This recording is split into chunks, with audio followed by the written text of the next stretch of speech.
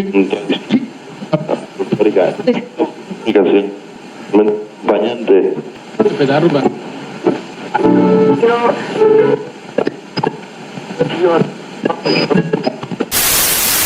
0 horas, 0 minutos.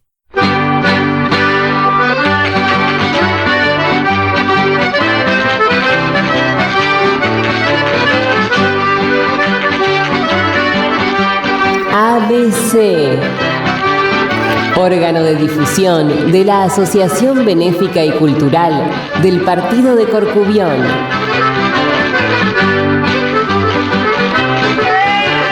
Idea y producción, Daniel Alejandro Pasos.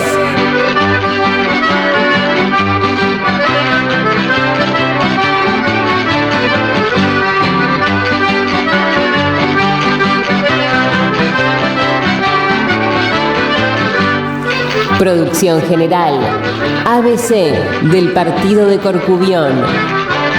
Buenos Aires, Argentina.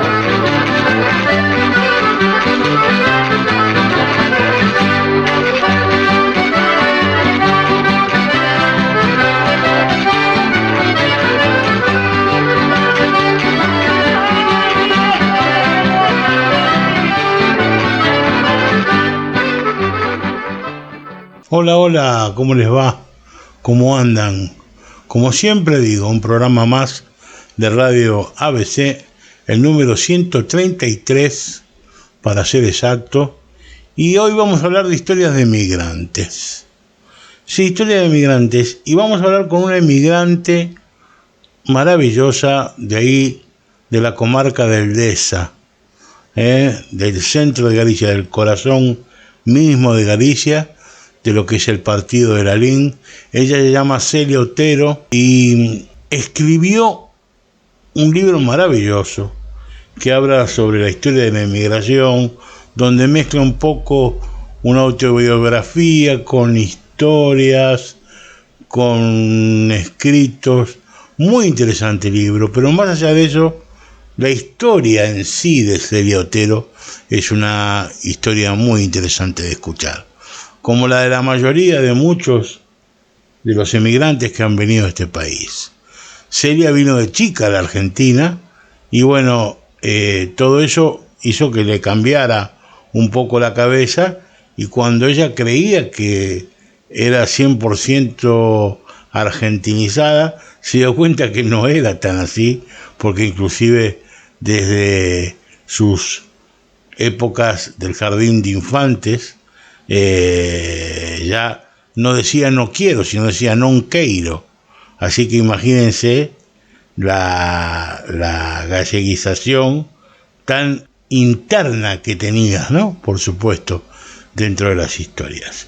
Y vamos a escuchar una entrevista maravillosa con Celia Otero, y por supuesto mezclada con la mejor música de Galicia, y les recomiendo que no se la pierdan bajo ningún punto de vista.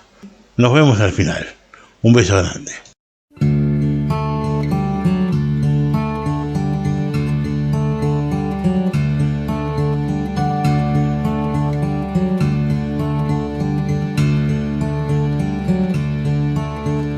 Cara Belén camiña e unha nena ocupada, fermos encanto a ela, San Xosé acompaña.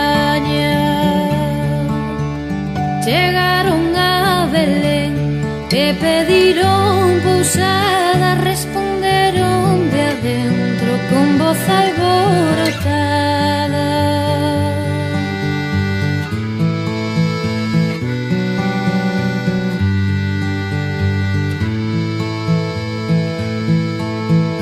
Quen chama a miña porta, quen a porta me chama, somos Xosé e María que pedimos pousada.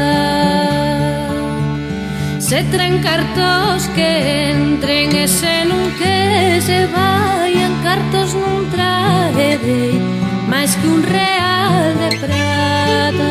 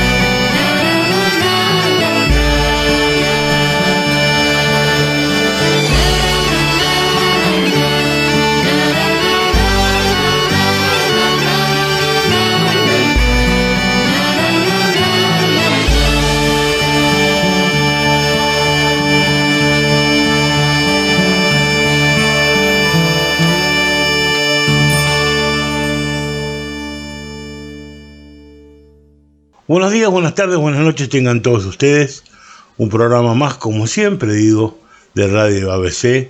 Y hoy, en este programa, el 133, estamos muy honrados de poder hablar con una emigrante que vino de la comarca del Deza, que llegó de las manos de las ilusiones, de las fantasías, de tratar de formar también y hacer grande un país que, aunque no era el de ella, se fue haciendo de ella y automáticamente lo amó y lo quiso verdaderamente con el corazón.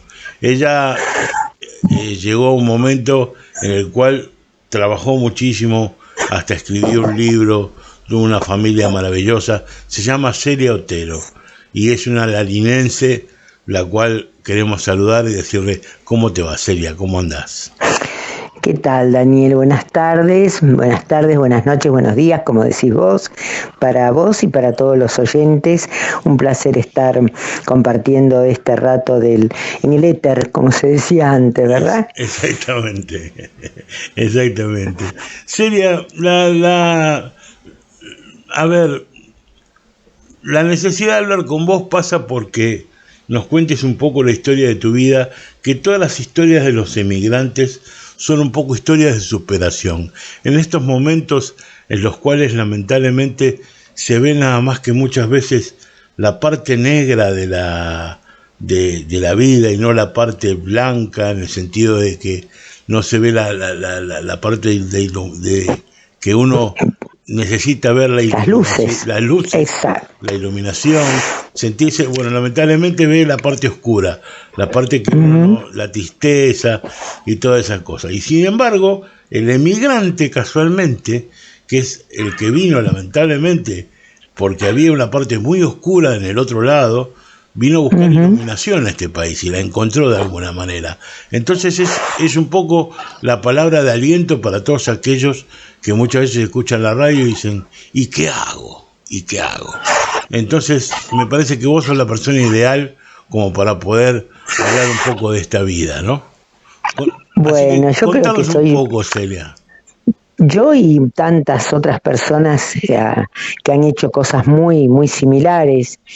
En mi caso, yo me emigraron cuando tenía 3 años y procedía de la comarca del Deza, de un pequeño ayuntamiento, Dozón, que está vecino absolutamente a Lalín, tanto que en ese momento Lalín era como la parte, del burocrática o del partido judicial o alguna cosa por el estilo.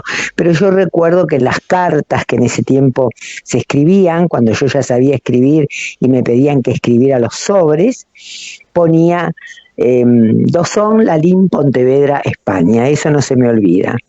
Entonces, por lo tanto, me han contado, porque yo olvidé absolutamente que había hablado en algún momento de mi vida en otra lengua que no fuera el castellano.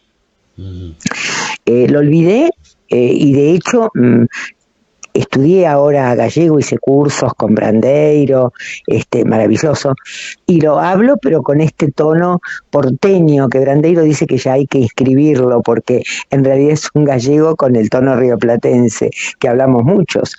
Pero yo había olvidado que había hablado gallego hasta que me recordaban que cuando iba al jardín de infantes, porque cuando tuve 4 años, yo ya fui a salita de 4. Así que mirá qué temprano me escolarizaron. Sala de 4, sala de 5. Y que iba, como sería recién llegada, supongo tendría menos de un año aquí, decía non queiro cuando me cruzaban la calle para ir a la escuela, aquí en el barrio de Flores, muy cerca de donde yo vivo ahora, iba diciendo non queiro, pero eso me lo contaron, yo no lo recuerdo. Así que en realidad, para mí, la educación, la escuela pública, fui a escuela y universidad y toda mi trayectoria de estudiante fue siempre en establecimientos públicos. Ha sido, ¿qué te puedo decir? una catapulta, más que una escalera, un lugar de ascenso, yo no te diría económico ni social, porque no me parece que eso definan a una persona, sino de superación personal, de gratificación personal, y le estaré eternamente agradecida. Por supuesto que todas estas cosas, y como docente que después fui, lo repetí y lo seguiré repitiendo, y en muchas cabecitas sembré, nada se consigue sin esfuerzo. No es ir a la escuela, volver y tirar las cosas por ahí y esperar que maduren solas las semillitas. Hay que poner la cola en la silla, dedicar tiempo a los deberes, a los palotes, aprender a escribir, más tarde estudiar, después hacer mapas. Bueno, cada etapa tiene lo suyo. Ese tiempo es un tiempo que, claro, hay que retasearlo del juego o del descanso, y bueno, eso es lo que me enseñaron en mi familia, y yo creo que eso es la gran enseñanza de los emigrantes de gran diversas procedencias, porque en eso creo que compartimos casi todos los emigrantes una misma forma, que es primero hacer lo que hay que hacer. Había que hacer los deberes primero, para después escuchar la radio, salir a jugar a la vereda o leer. Siempre mi pasión fue leer, leía historietas, leía libros, cuando me empezaron a regalar libros de la colección Robin Hood. La lectura fue mi gran escape. Yo era de las primas, fui, digamos, la mayor, así que al principio no tenía compañeras de juego más que en la vereda. Entonces como me obligaba a dormir la siesta, cosa que detestaba, a escondidas me iba con un libro a la cama y leía. Entonces, bueno, Tom Sawyer o Mujercitas, o qué sé yo, todos esos libros de Luisa May Alcott, o de todo lo demás, o de Salgari, todo lo que caía en mis manos se leía. Te iba a decir casualmente, discúlpame que te interrumpa en el medio por de tu favor, historia. No me dejes monologar. Cuando hablaste vos casualmente de la colección Robin Hood, automáticamente lo primero que se me vino a la cabeza fueron todos esos libros, los cuales coinciden con más o menos con mi época, y eran los mismos libros que nosotros cuando éramos chicos no vivíamos nosotros frente al televisor o frente a una computadora como la mayoría de los chicos. Claro, el televisor yo creo que en mi casa hubo cuando yo tenía 9 años, y fue bastante temprano, pero también había pocos canales y poco horario, no recuerdo, pero la televisión yo no recuerdo verla hasta las 5 de la tarde, qué sé yo, era un par de programas que eran aptos para chicos y después se acababa.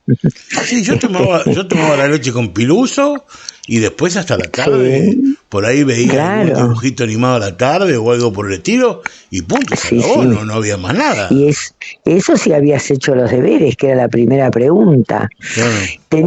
Yo recuerdo cómo las cosas se estimulan, ¿no? Cuando vinimos a este país, hubo una generación anterior a la de mi madre, que ya estaba radicada acá, que yo calculo que debe haber venido, sacando cuentas, por los años 25, entre el 25 y el 30, por ahí, deben haber venido estos tíos abuelos míos, ¿no? Que también vinieron de Dosón, de la misma aldea, porque ya sabes cómo es la cosa. En una casa allí, que era la casa de mis abuelos, era una casa de las que se llamaban buenas, ya sabes lo que quiere decir, que tenían prados y tenían muchas vacas, sé yo. En ese tiempo 14, 15 vacas era como un montón. Era millonario en España con 15 vacas. Eran de los millonarios, sí.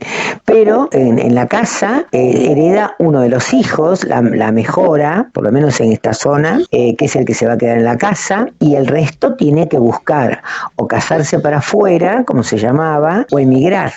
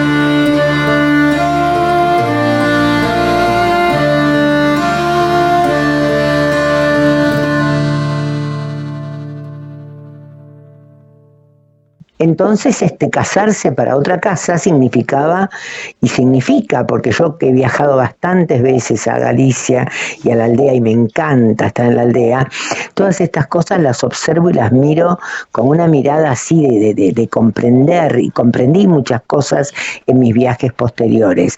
Comprendí cosas que no entendía, como que si tenían tanto no podían comer todos los huevos que quisieran. No, porque mi madre, los huevos se guardaban para la casa algunos, pero otros se vendían, decía mi mamá.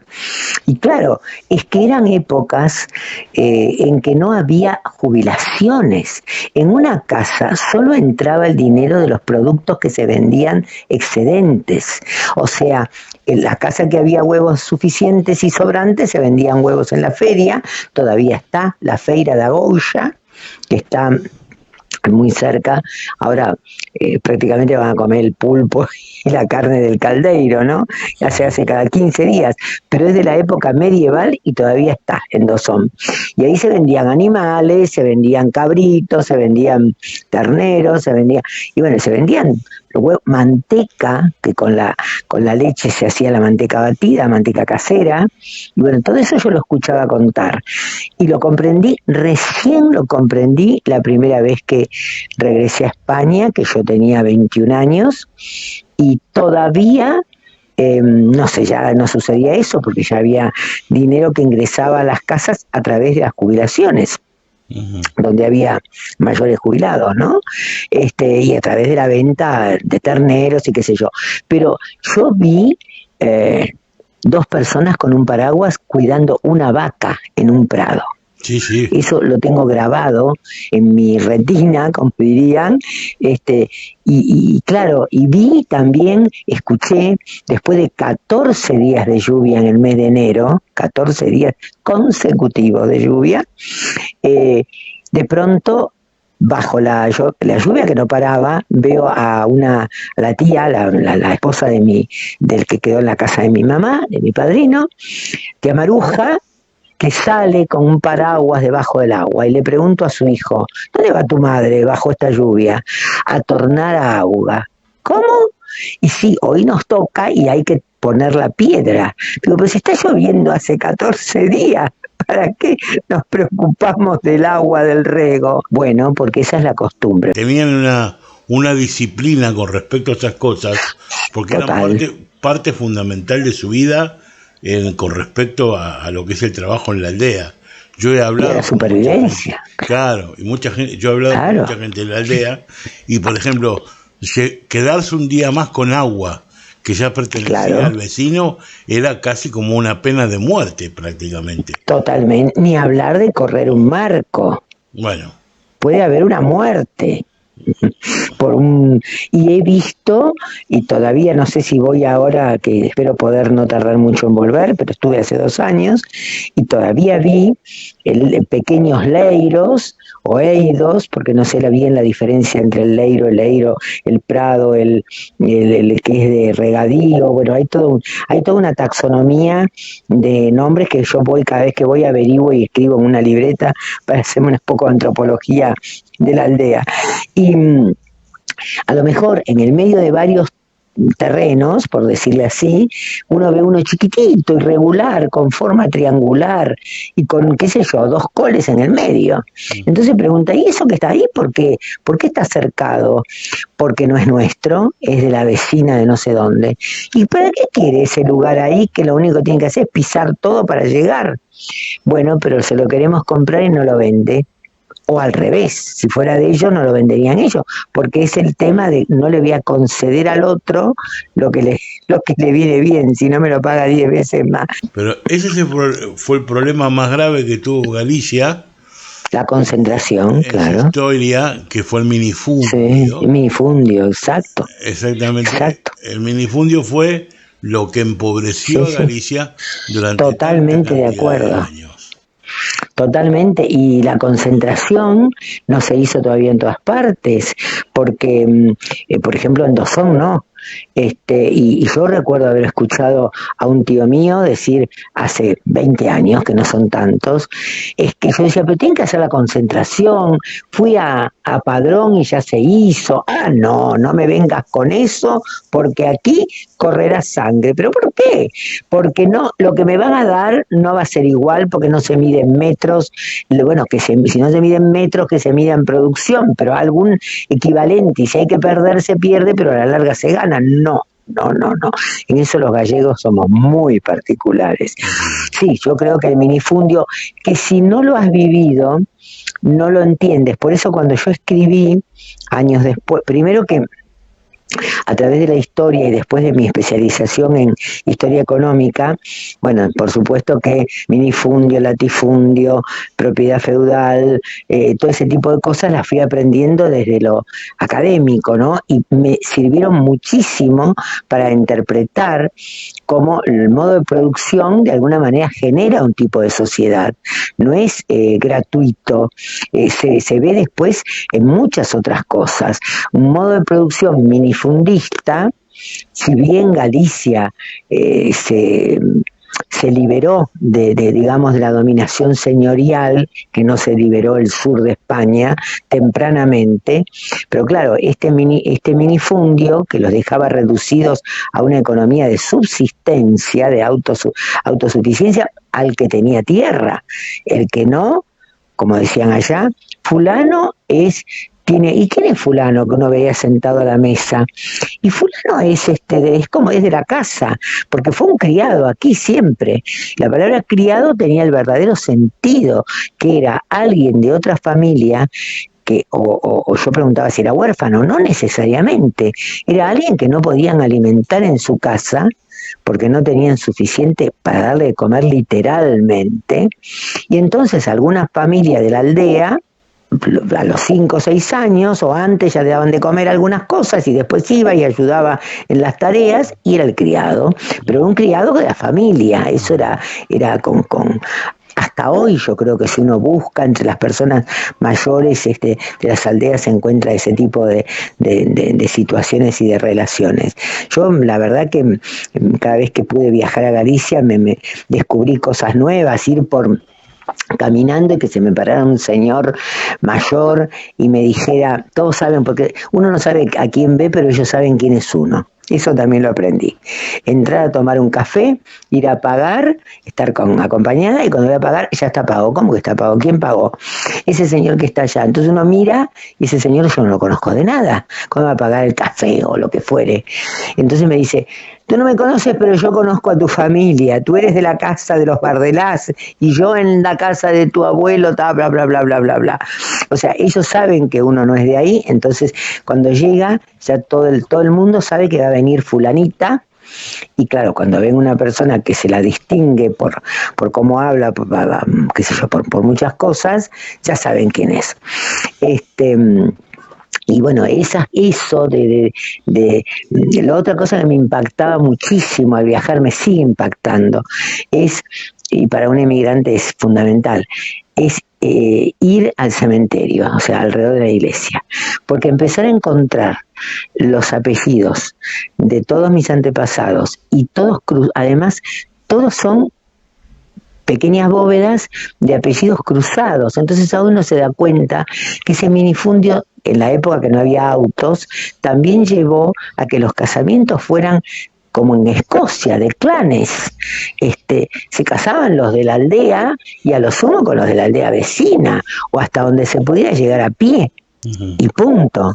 No se podía pensar en un casamiento de uno de Lalín con una de, qué sé yo, de Lugo. Es interesante hablar con vos de todo lo que es la historia de Galicia, la verdad que es una maravilla, más teniendo la posibilidad de poder hablar con una persona con un título terciario que ha estudiado historia y economía, y que verdaderamente esos fueron los factores más importantes por los cuales Galicia se empobreció. Pero más allá de eso, Celia, me gustaría que habláramos un poco de vos, de cómo fue formándose esa carrera universitaria que hiciste para llegar al profesorado de historia, y qué representó para vos dentro del galleguismo haber estudiado esa historia y haberte forjado como como parte fundamental dentro de una universidad, ¿no? Como la Universidad de Economía, siendo profesora de historia, ¿no?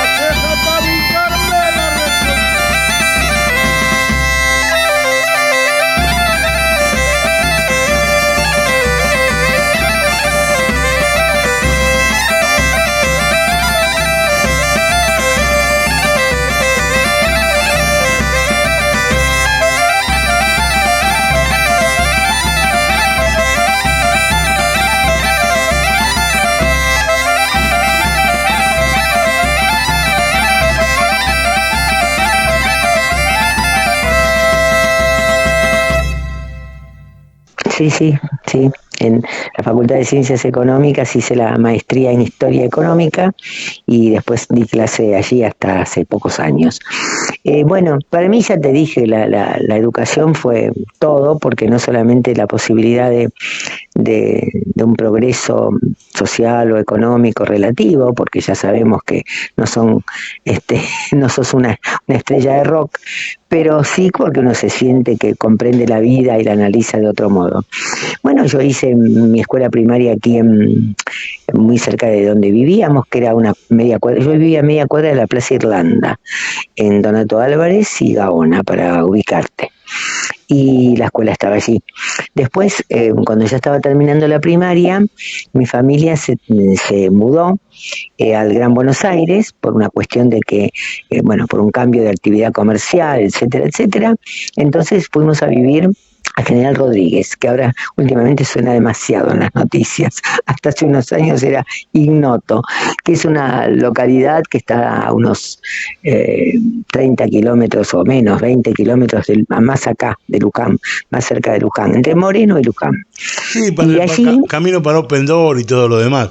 Esa ruta que famosa. Claro, esa ruta gastronómica ahora, exactamente. Bueno, y allí terminé lo que era sexto grado en ese tiempo, porque nos mudamos en el mes de junio. Ya te das cuenta que la parte psicopedagógica no se atendía mucho, porque si no yo me tendría que haber quedado aquí, que estaban mis tíos, y terminado los meses que me faltaban de sexto grado. Pero bueno, me mudé y terminé, y cuando estaba allí, que ingresé a mitad de año, me acuerdo que hubo un concurso para el día de San Martín y la maestra me pidió que participara, nos pidió a 2 o 3 chicos y se hicieron unas torneo interprovincial de historia sobre San Martín, y yo gané el primer premio de la provincia de Buenos Aires. En ese momento la maestra Chocha, porque claro, es todo maestro que es su alumno favorito, ¿no? Y todavía lo tengo como premio. Me entregaron una historia de San Martín de autor Bartolomé Mitre, que lo tengo en mi biblioteca. Para mí fue muy importante ir a recibir el premio, que vinieron a entregarlo en nombre del Ministerio de Educación, qué sé yo. O sea que evidentemente escribir era algo que yo ya hacía naturalmente, porque evidentemente si no, la maestra no me hubiese detectado.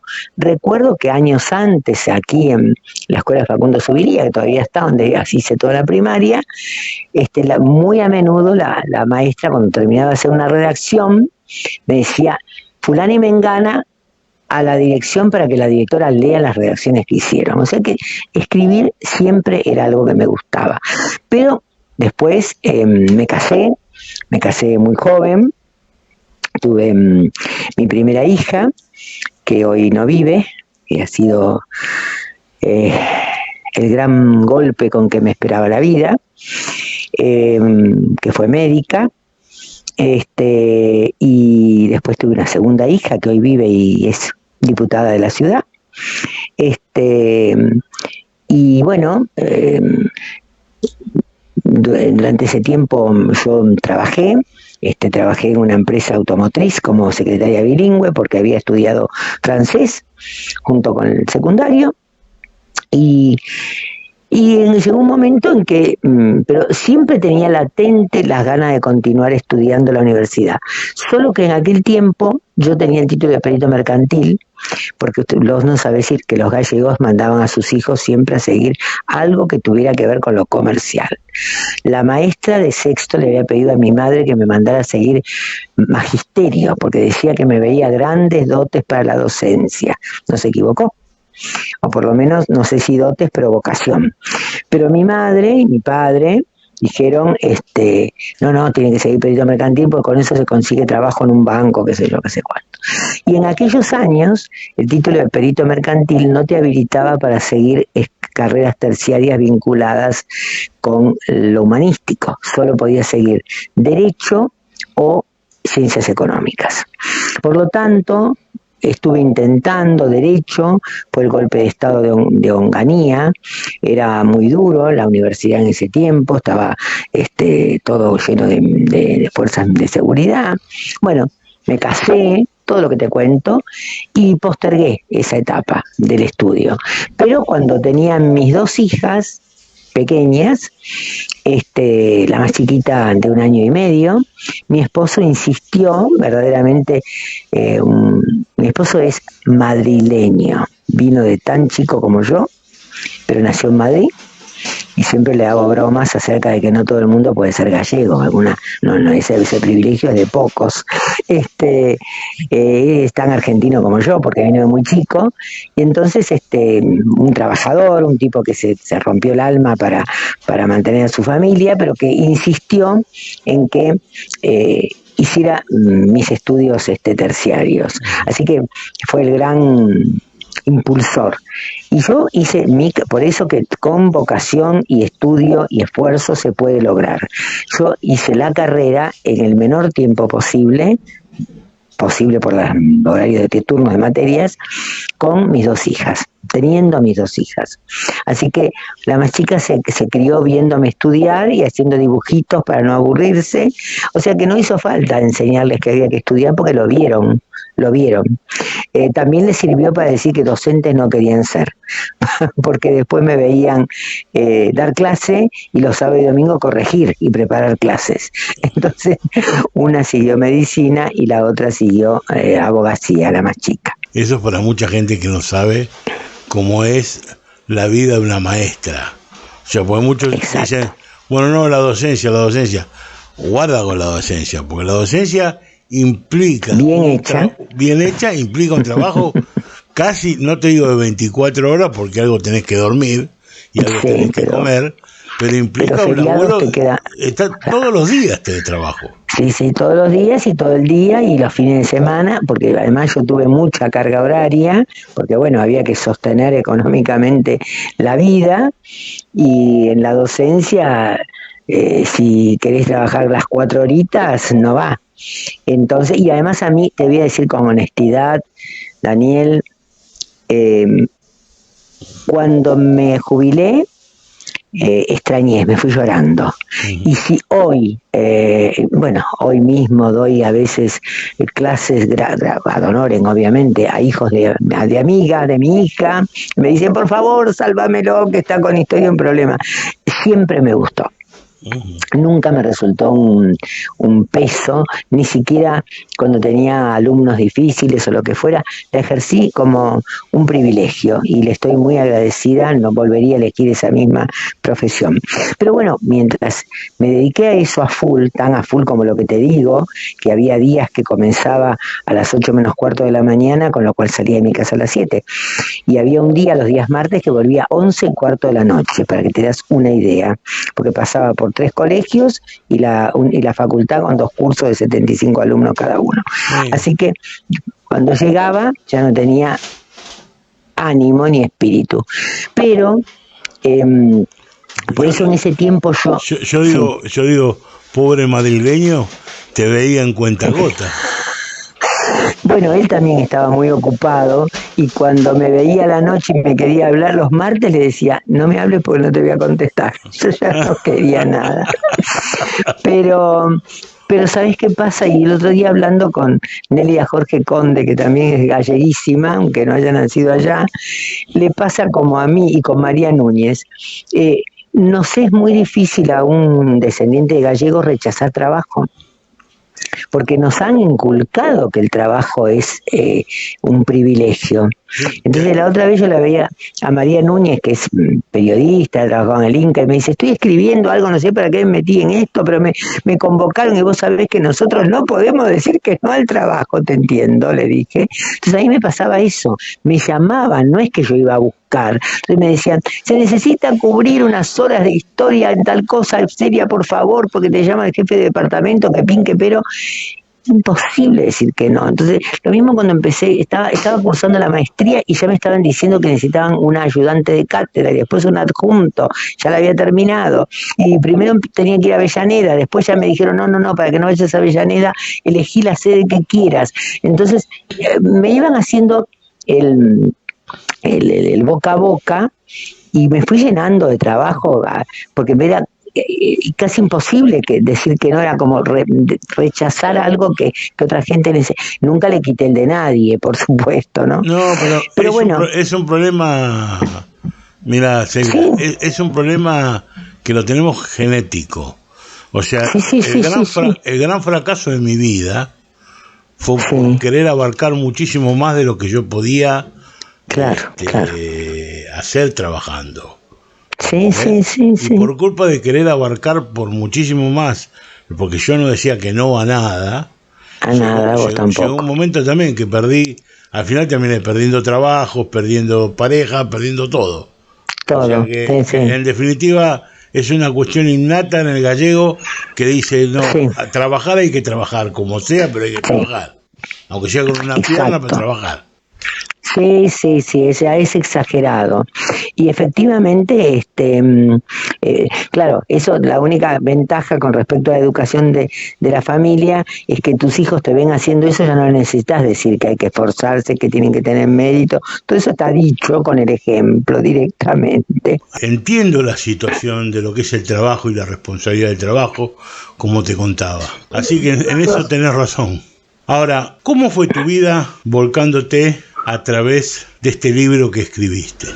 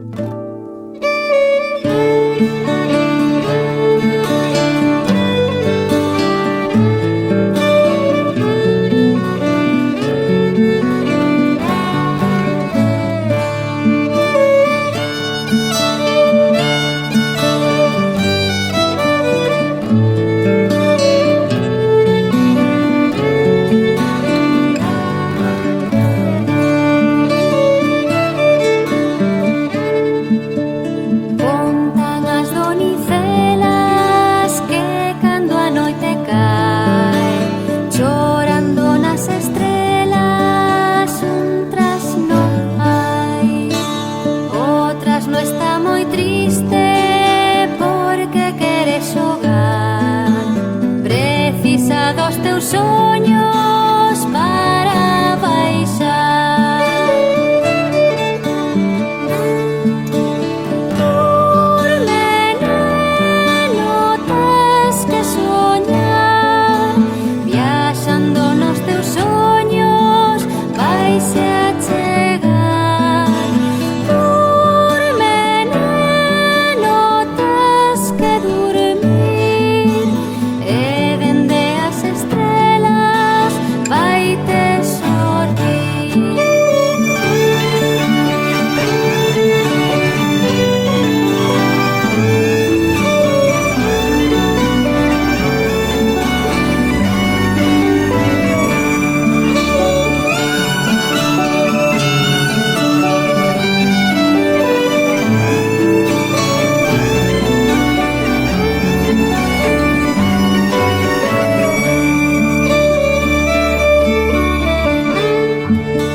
Cos soños dos meniños outras no vai facer, un camiño de cores para baixar por el, e cando o arco da vella vexas aparecer, lembra que un neno durme, soña con el. Dorme, neno, tes que soñar, viaxando nos teus soños vaise a chegar. Dorme, neno, tes que dormir, e dende as estrelas vaite sorrir.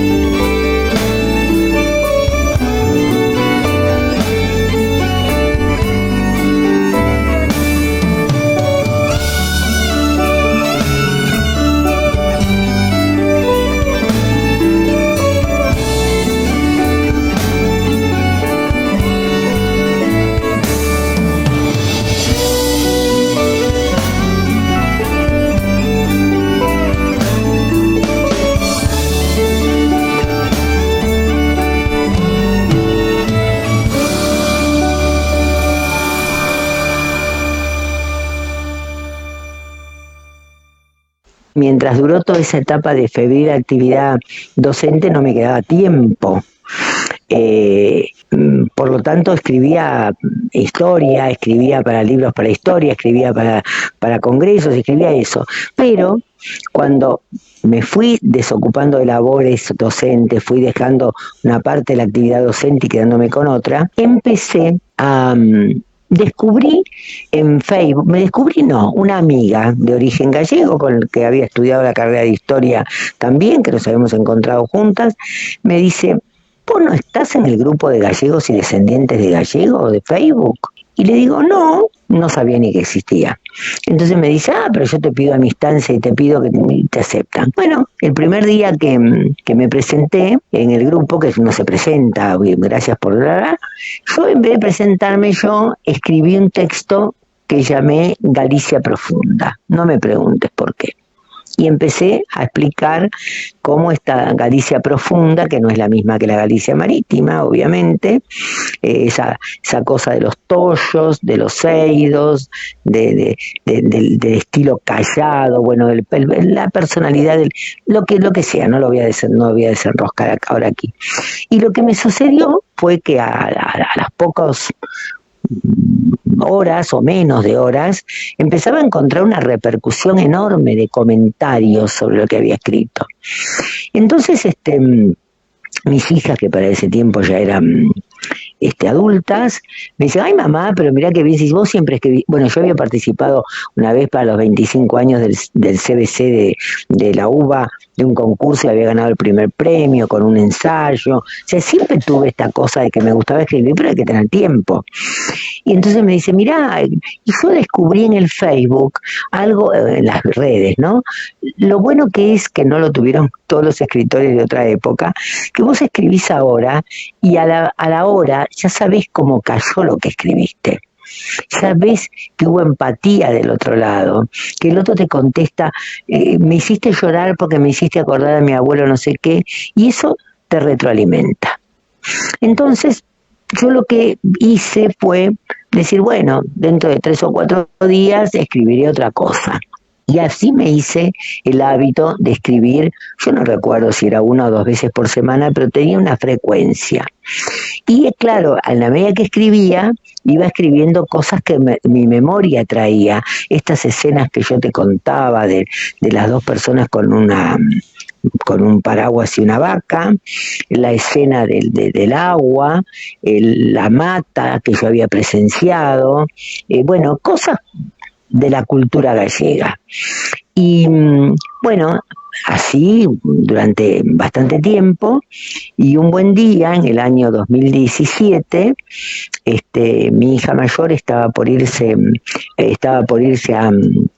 a Bariloche, adelantando las vacaciones de invierno, un poco antes de las vacaciones, y me dice, antes de irse me dijo, mamá, pero vos con todos esos relatos que has escrito, tenés que hacer un libro, y la más chica otro tanto, ¿no? De hecho, antes de irse la mayor, que yo creo que fue su legado, entre las 2 hermanas, lo que hicieron fue seleccionar los relatos que les parecían más adecuados para un libro, y darles incluso un orden.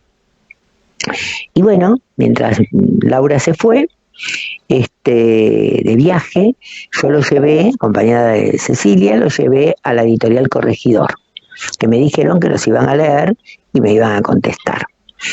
En el interín sucedió la gran desgracia de mi vida, que fue que mi hija, por una tormenta de nieve, no pudo volver en avión, y como era muy taurina y muy empecinada, dijo, en Neuquén está abierto el aeropuerto, yo me voy en auto desde Bariloche hasta Neuquén. Y nunca llegó. Entonces, de eso hicieron 6 años, ahora el 16 de julio de este año. Entonces, bueno, al poco tiempo de eso, me vino la respuesta de Corregidor, que sí, que me iban a sacar el libro, y bueno, le pensamos, digo, porque siempre me apoyaron muchísimo mi familia, ¿no? En el sentido de tirarme corazón gallego, le puse, porque bueno, en ese libro estaba justamente eso, mi corazón y toda mi raíz gallega.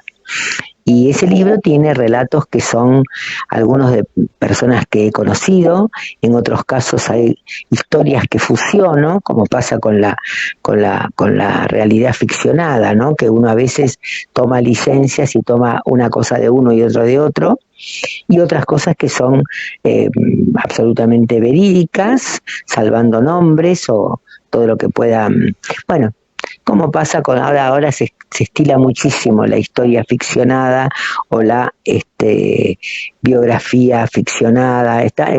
Sin quererlo fui a pegar en una onda que parece que ahora está muy muy vigente. Sí, es una narrativa, en definitiva, es una narrativa con una impronta personal, ¿sí? Sí, claro, sí. Que esa impronta personal lo que describe es un poco la historia de tu vida basada con algunas anécdotas pintorescas que puedan llegar a venir de la imaginación. De la imaginación no, de la escucha, porque yo lo que imagínate que no puedo imaginar una situación de Galicia si yo no la escuché o la viví, porque entonces te estarías alterando la realidad. pero sí porque lo escuché, ahí es donde me di cuenta lo que es la memoria emotiva, porque en la medida que yo escribía, y escribía mucho, porque esos son los que se publicaron, pero escribí muchos más, me daba cuenta que yo tenía dentro de mí recuerdos de mi infancia, de haber escuchado en porque en mi casa se festejaban con bacalaos y con pulpadas en ese tiempo, las santos de la parroquia, viste que todos los inmigrantes acá festejaron las fiestas populares de allí. Y claro, yo escucharía, y todo eso quedó sepultado en mi memoria hasta que un día sale, y por eso también en mi libro incorporé, yo me daba cuenta que había frases que las tenía que poner en gallego, porque si las ponía en castellano perdían totalmente el sentido. Y como yo no sabía gallego, las escribía como las recordaba haber oído. Después le pedí a una amiga que me hiciera alguna corrección y me dijo, mira que yo no sé gallego normativo, pero no importa, lo hablé en la editorial y me dijeron, no importa porque nosotros vamos a poner en la contratapa que las palabras o frases en gallego responden al recuerdo de la memoria de la escritora y no pretenden reproducir una norma académica. Sí, vos sabés que yo, hablando con grandes escritores gallegos, muchas veces, inclusive Manuel Lema, especialmente muchos de la Costa da Morte, algunos mismo con Luis Tosar, que lo conozco muchos años y demás. Sí. Y yo Tosar es de muy cerca de Dosone. Bueno, y yo preguntaba, ¿viste? Muchas veces, a ver, ¿qué gallego tenemos que hablar? ¿El normativo? ¿El integrado? ¿Cómo es? Y siempre llegábamos a la conclusión que el mejor gallego que vos podés hablar o que podés escribir es el que te enseñaron tus abuelos. Más allá de que muchas veces sea por ahí un castrapo. Incorrecto, exactamente. Exactamente. Solo que uno tiene que hacer la salvedad para no encontrar. A mí me ha pasado escribir alguna cosa en Facebook, publicarlo y poner una palabra que por ahí tiene un error ortográfico según la normativa y nunca falta el que debajo quiere ser el profesor de gallego que te dice, está muy lindo lo que escribiste, pero la palabra tal se escribe de otro modo. Y bueno, como no querés contestarle que el peor gallego es el que no se habla o no se escribe, hay que dejar.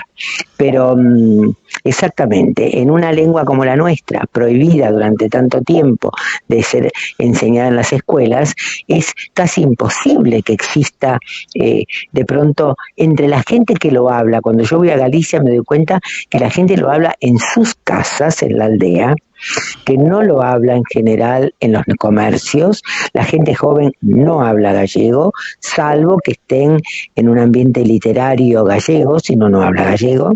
Entonces yo digo, bueno, ya aunque uno lo hable o lo escriba con imperfecciones, lo está manteniendo vivo. El gallego, esto lo sabés vos, que ya sos profesor de historia, seguramente lo sabés, pero hasta el romanticismo, o sea que es la época de Rosalía de Castro, Manuel Murguía, sí. Florentino López Cuevillas, Manuel Otero Pedrallo, demás, hasta ese momento era un idioma pura y exclusivamente de transmisión oral.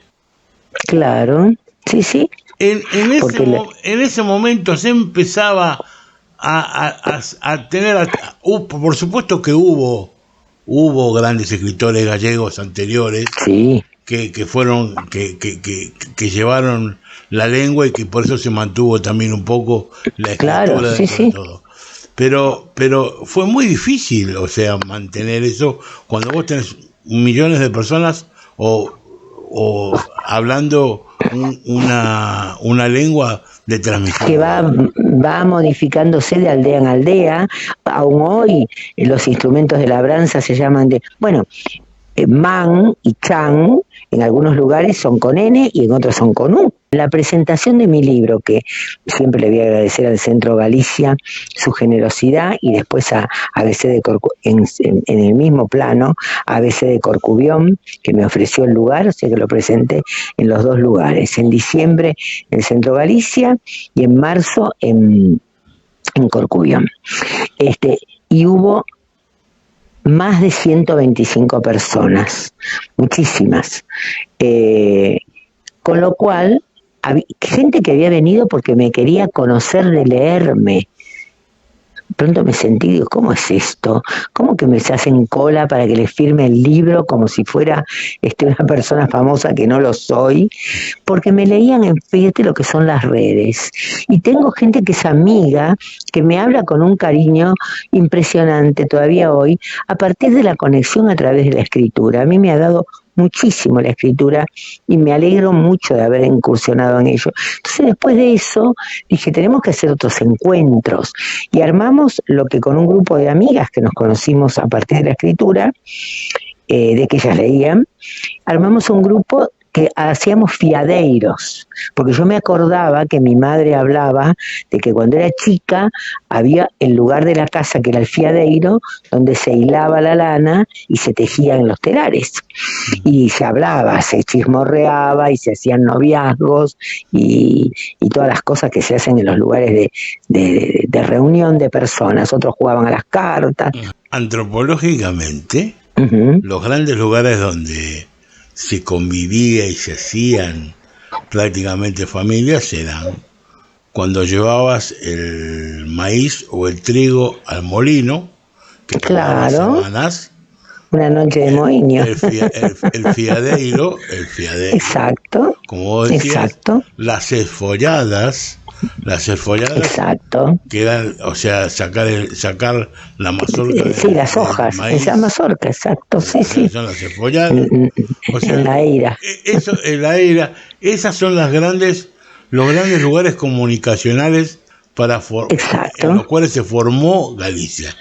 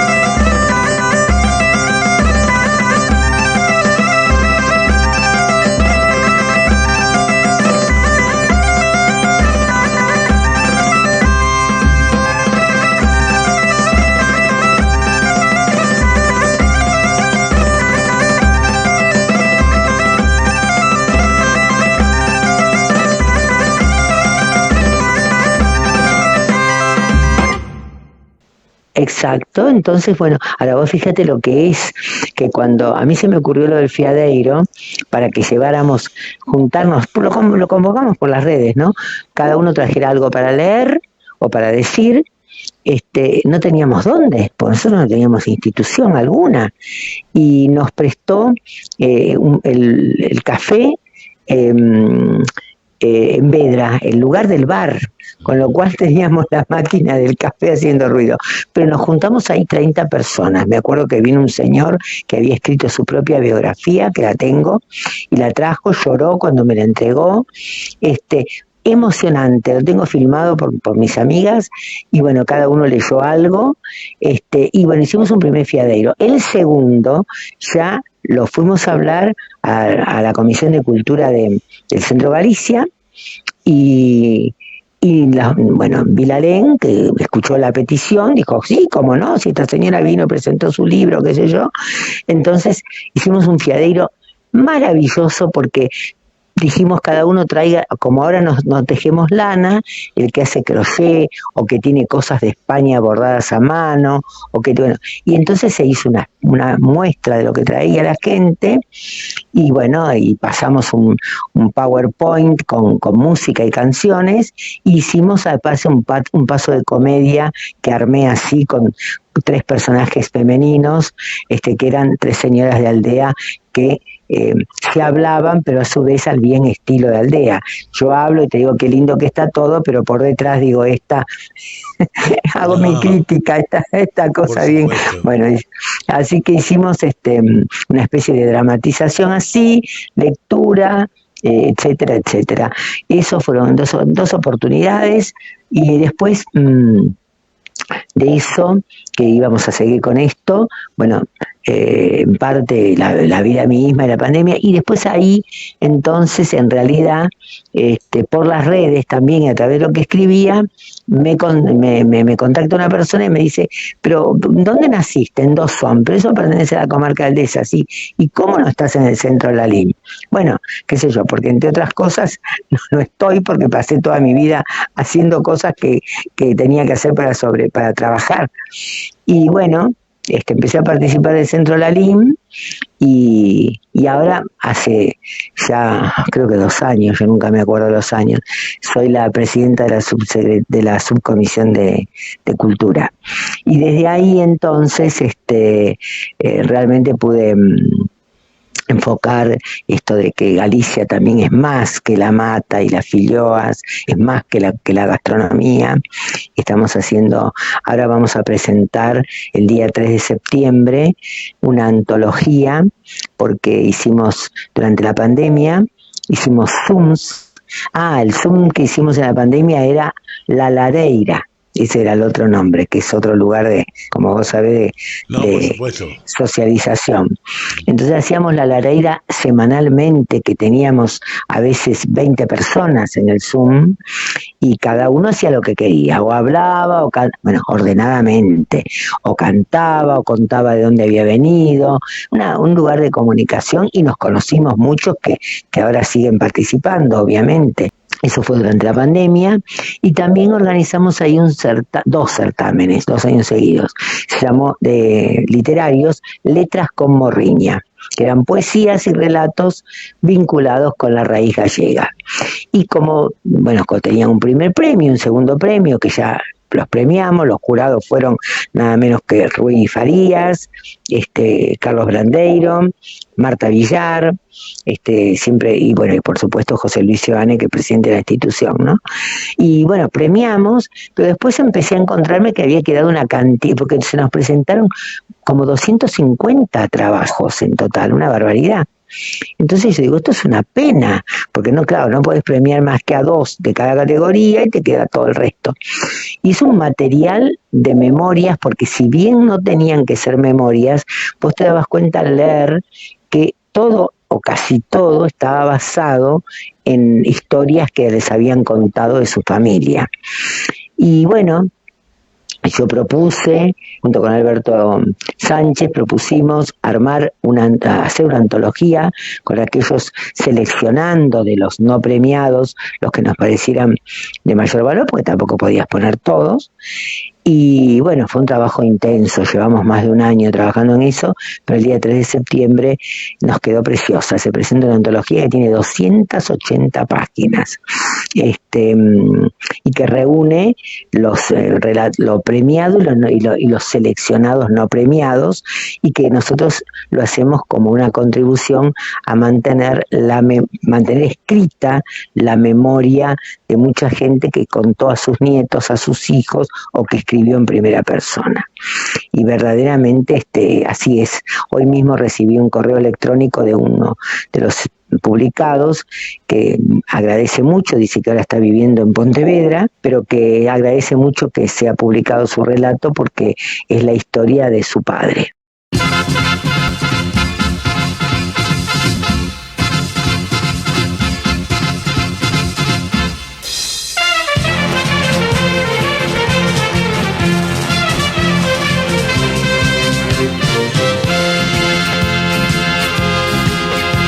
A festa da Carballeira van os mozos pra bailar, e cos seus traxes galegos as rapazas tamén van. Son a gaita no rueiro, todo perrepicar, e os olliños das galegas a festa se afapilar.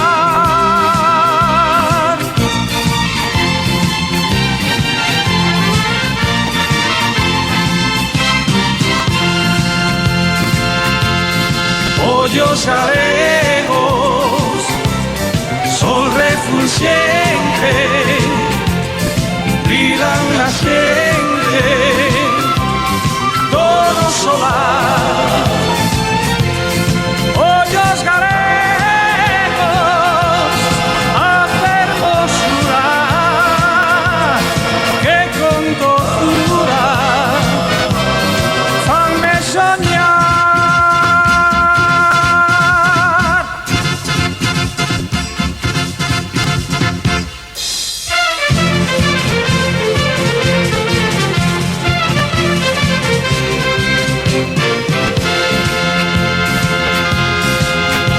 A festa da Carballeira van os mozos pra bailar, e cos seus traxes galegos as rapazas tamén van. Son a gaita no rueiro, todo perrepicar, e os olliños das galegas a festa se afapilar.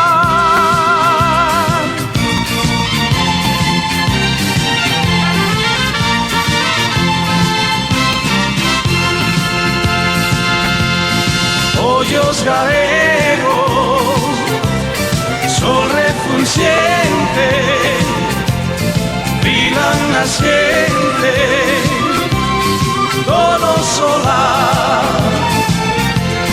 Ollos galegos, hacemos jurar que con dulzura fanme soñar.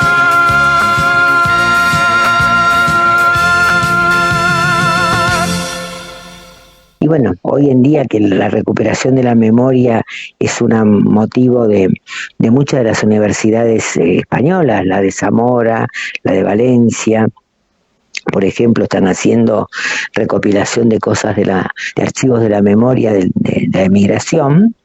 Yo creo que esta antología es una conservación importante. Y bueno, en el interín de todo eso, no me preguntes cómo, cuando salió el libro lo presenté en la LIN también, me dieron un lugar allí cuando viajé al otro año, y me contactaron para una nota del Faro de Vigo y de La Voz de Galicia, y bueno, y alguien de una radio también. Yo estaba en Buenos Aires y salí hablando por la radio de Galicia junto con una parienta que hablaba desde la aldea, una cosa muy linda. Y entonces no sé a través de cuál de esas cosas me escribió la directora de la región internacional, Almudena Iglesias, y me dijo que si quería escribir una columna tipo esta es mi historia o esta historia es mía, una cosa así, que todo lo que quisiera publicar, por supuesto que todas estas cosas son ad honorem, como sabes. No, sí, por supuesto. O supones. Y columna que leo, columna que he leído, sí. La lees. Entonces ahí empecé con entrevistas. Y ya la transformé, es solamente eso, son entrevistas, historias de gente que está vinculada con la emigración y que a través de lo que me cuenta, yo lo que hago es darle una forma más literaria, pero siempre se la envío a la persona para que corrija los errores o suprima aquello que dijo en la entrevista y después no quiere ver escrito, porque puede suceder. Esto no es un reportaje ni es la averiguación de nada, sino el testimonio. Me encantaría hablar con vos toda la tarde completa, porque la verdad que sos una mujer que se ha dedicado no solamente mucho a la cultura, sino que sabés de lo que hablás, estudiaste de lo que hablás y tenés una vida la cual, a pesar de haber sido muy dura por los golpes que se te han pegado, que no a cualquiera le pegan como te pegaron a vos, has sabido sobrellevar ese castigo y poderlo canalizar y hacerlo volcar hacia otros, lo cual sinceramente es de felicitar y es de agradecer, sinceramente, porque cuando uno transforma energía negativa en positiva, lo que hace es darle al otro una oportunidad también de recibir buena onda, y eso es lo que estás haciendo. Esa es la resiliencia. Exactamente, y eso yo te lo agradezco de corazón. Bueno, te agradezco muchísimo, Daniel, tu tiempo y tu haberme elegido para ocupar todo este espacio y por supuesto al ABC Corcubión, que lo tengo siempre en mi corazón, porque siempre recordaré cuando Carlos Ameijeiras me contactó un día por teléfono, que yo no lo conocía, y él consiguió el teléfono no sé dónde, y me dijo: quiero que me mandes un relato tuyo para la revista. Cualquiera. Así que esas cosas son siempre de agradecer, y Carlos es una persona verdaderamente muy especial, ni hablar de su madre con la que compartí la barca. Tuve el honor de que estuviéramos junto con Carballo Regueira, las tres, este año con la barca de Sálvora en el Día de la Mujer. Estuvo la Betty, Carmiña y vos, las tres. Exacto. Este 8 de marzo fuimos las tres, exactamente. Así que imagínate, doña Carmiña, que ese sí que es un personaje para escribir una novela entera de ella. Sí.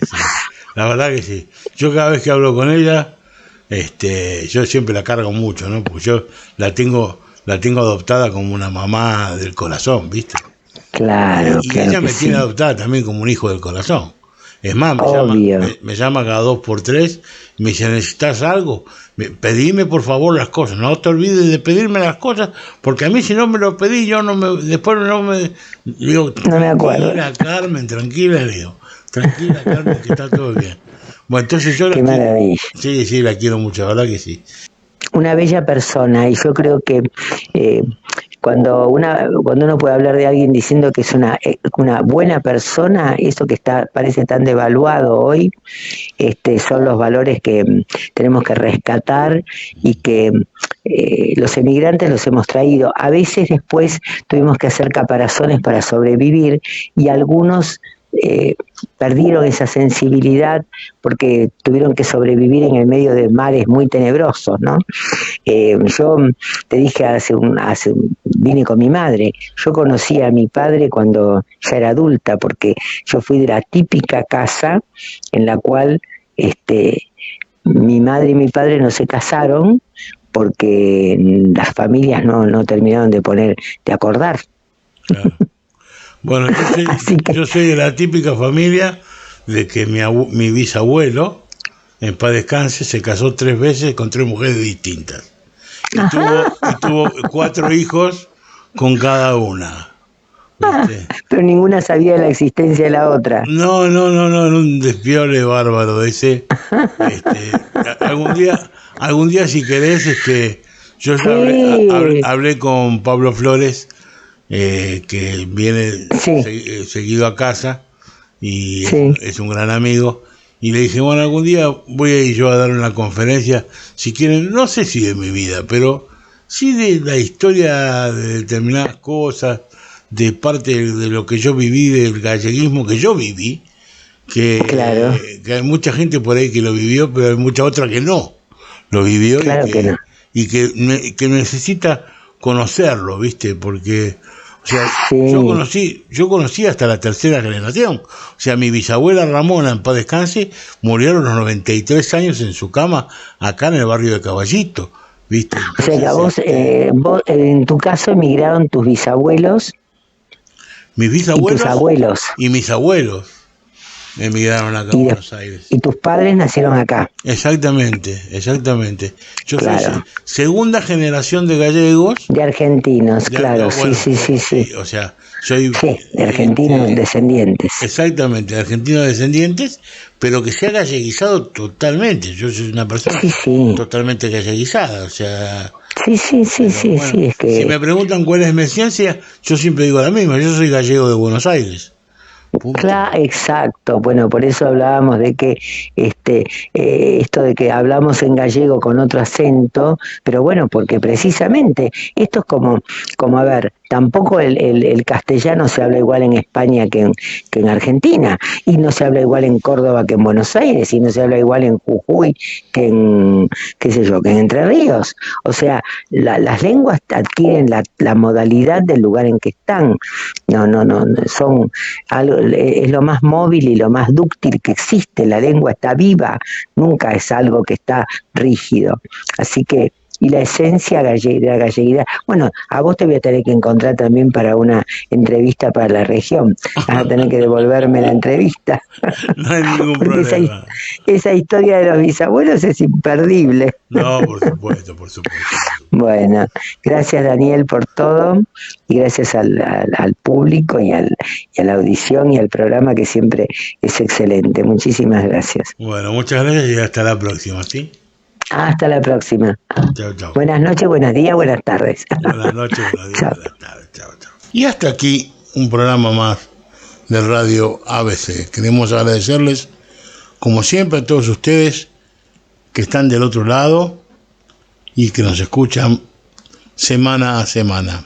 Les pedimos, como siempre, acuérdense de darle like a la página de Corcubión RTV en YouTube, de ponerles me gusta a los programas, porque eso nos hace crecer y nos ayuda a poder seguir de alguna manera haciendo toda esta parte cultural que es tan importante, y estos documentos que vamos dejando programa por programa en el canal de YouTube, para que las futuras generaciones puedan tener un documento de lo que fue la emigración de alguna manera, y lo puedan llegar a emplear para poder seguir hacer creciendo nuestra querida colectividad.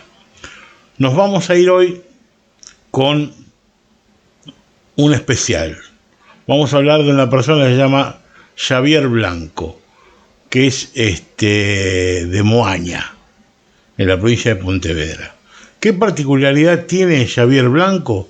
Que casualmente Xavier Blanco es un folclorista gallego de la provincia de Pontevedra, de la ciudad de Moaña, como dije recién, que hace folclore con instrumentos rústicos, instrumentos que eran los que usaban la mayoría de los pobres en las aldeas, porque no tenían otra cosa para tocar.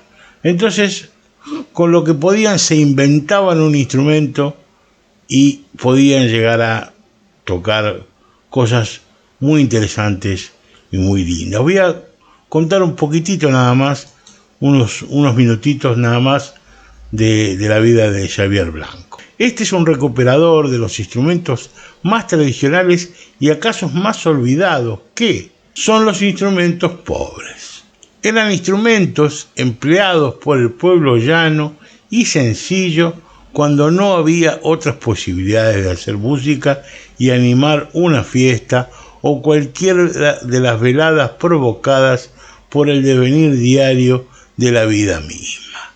como podrían ser las noches de Muiñada o Ofiadeiros, o cualquier otra situación en la que los vecinos de un determinado lugar se juntaban para realizar una tarea en común.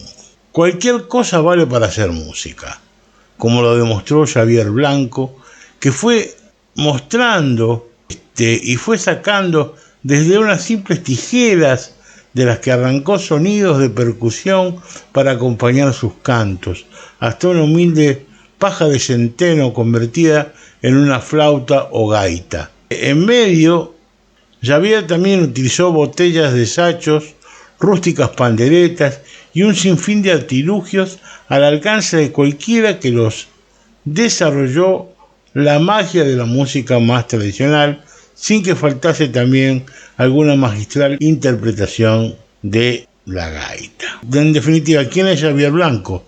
Es un técnico en cultura tradicional que trabaja en el Ayuntamiento de Moaña, de donde es natural, y desarrolla a través de la Escola de Obradoiros de Instrumentos Musicales Galegos una encomiable labor de recuperación y todo lo popular que tiene que ver con la música gallega. Su principal fuente de información es la investigación a pie de campo entre los más viejos de cada lugar, un imprescindible en su búsqueda. Con esto terminamos el programa de hoy y vamos a escuchar un tema que se llama O Desprecio y nos vemos, si Dios quiere, la semana que viene. Los quiero mucho, los llevo en el corazón, como siempre digo, y hasta la semana que viene, si Dios quiere. Chao.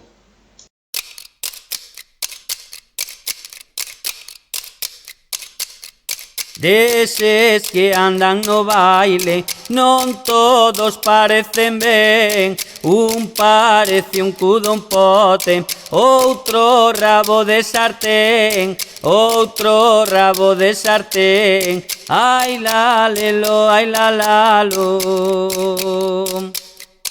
Volta polo medio, volta ao arredor, fai o que ben baila, fai o bailador, fai o bailador, fai o bailador. Volta polo medio, volta ao arredor.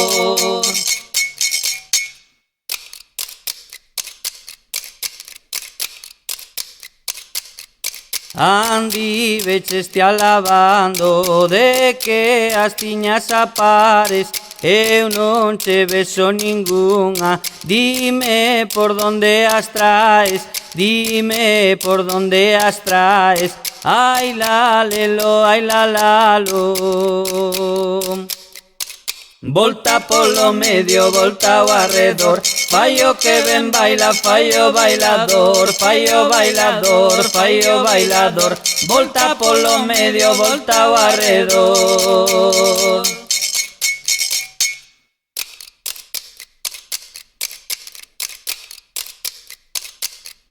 Indo polo río arriba, non hai varas que cortar. Os mociños que hai agora non saben parrafear, non saben parrafear. Ai la lelo, ai la lalo. Volta polo medio, volta ao arredor, fai o que ben baila, fai o bailador, fai o bailador, fai o bailador. Volta polo medio, volta ao arredor.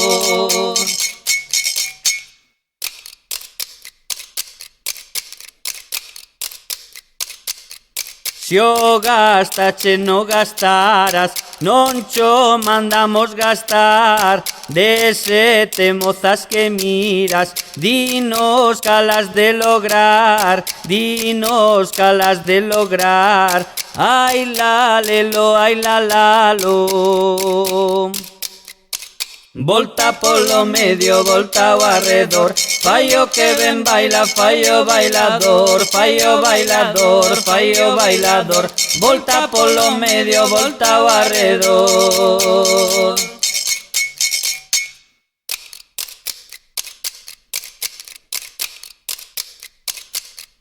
Si se me ve o refaixo, deixate xa de asexar, ti non has de ser o xastre que mo ha de remendar, que mo ha de remendar. Ai la lelo, ai la lalo. Volta polo medio, volta ao arredor, fai o que ben baila, fai o bailador, fai o bailador, fai o bailador. Volta polo medio, volta ao arredor.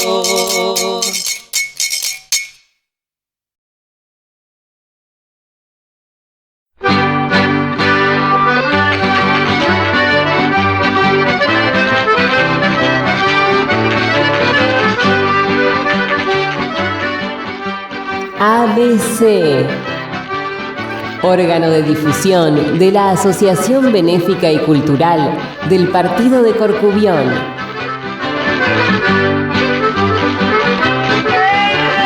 Idea y producción, Daniel Alejandro Pasos.